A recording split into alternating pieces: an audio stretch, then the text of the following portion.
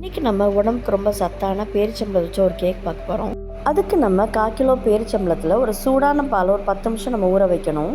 இந்த ஊற வச்சதை மிக்சியில் போட்டு நம்ம நல்லா அரைச்சிக்கலாம். நம்ம ஊற வச்ச பாலை ஊற்றியே நம்ம நல்லா மைய அரைச்சிக்கலாம்.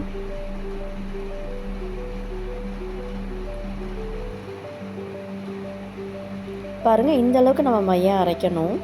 நம்ம இதில் ஜீனியோ இல்லை ப்ரௌன் சுகரோ எதுவுமே ஆட் பண்ண போகிறதில்ல. இந்த டேட்ஸோட இனிப்பு தன்மை வச்சு தான் நம்ம கேக் செய்ய போகிறோம். இப்போ இதில் கோதுமை மாவு யூஸ் பண்ண போகிறேன் நான். அதுக்கு ஒரு கப் நிறைய கோதுமை மாவு,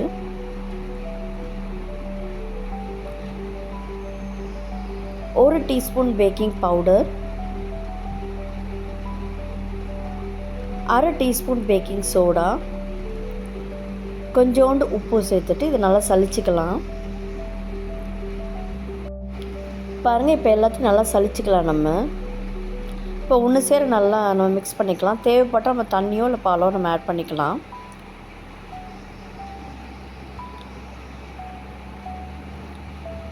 பாருங்கள், இந்த கன்சிஸ்டன்சி வரைக்கும் நம்ம மிக்ஸ் பண்ணிகிட்டே இருக்கணும். இப்போ நான் என்ன பண்ண போகிறேன்னா, இதை 2 டிவிஷனாக பண்ண போகிறேன். நம்ம 2 பங்கு எடுத்து வச்சுருக்கோம் இல்லையா, அதில் ஒரு பங்கில் ஒரு 200 கிராம் கொக்கோ பவுடர் ஆட் பண்ண போகிறேன். அதை நல்லா மிக்ஸ் பண்ணிக்கலாம். இப்போ இந்த கேக்கு தேவையான பட்டரையும் நம்ம 2 டிவிஷனாக போட்டு ஆட் பண்ணிடலாம். நான் 50 கிராம்ஸ் தான் எடுத்திருக்கேன். ஸோ இது ரெண்டையும் நல்லா மிக்ஸ் பண்ணிக்கலாம். இப்போ பேக்கிங் ட்ரேயில் நம்ம நல்லா க்ரீஸ் பண்ணிக்கணும். இப்போ நம்ம 2 டைப் ஆஃப் மாவு வச்சுருக்கோம் இல்லையா, அது ரெண்டையும் மாற்றி மாற்றி நம்ம பண்ணோம்னா ஒரு டிசைன் கிடைக்கும் நமக்கு. கொஞ்சம் அந்த மார்பிள் டிசைன் மாதிரி கிடைக்கும் நமக்கு. இது ரொம்ப ஹெல்த்தியான கேக். இப்போ இது மேலே ஷியா சீட், பம்கின் சீட், கொஞ்சம் நட்ஸ் எல்லாம் கொஞ்சம் ஸ்ப்ரெட் பண்ண போகிறேன்.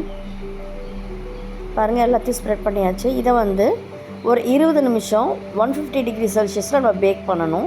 இல்லை குக்கரில் கூட நம்ம பேக் பண்ணிக்கலாம். இது கண்டிப்பாக வீட்டில் ட்ரை பண்ணி பாருங்கள். சின்னவங்களுக்கு பெரியவங்க வரைக்கும் நல்லா என்ஜாய் பண்ணுவாங்க. Stay healthy. தேங்க்யூ. பாய்.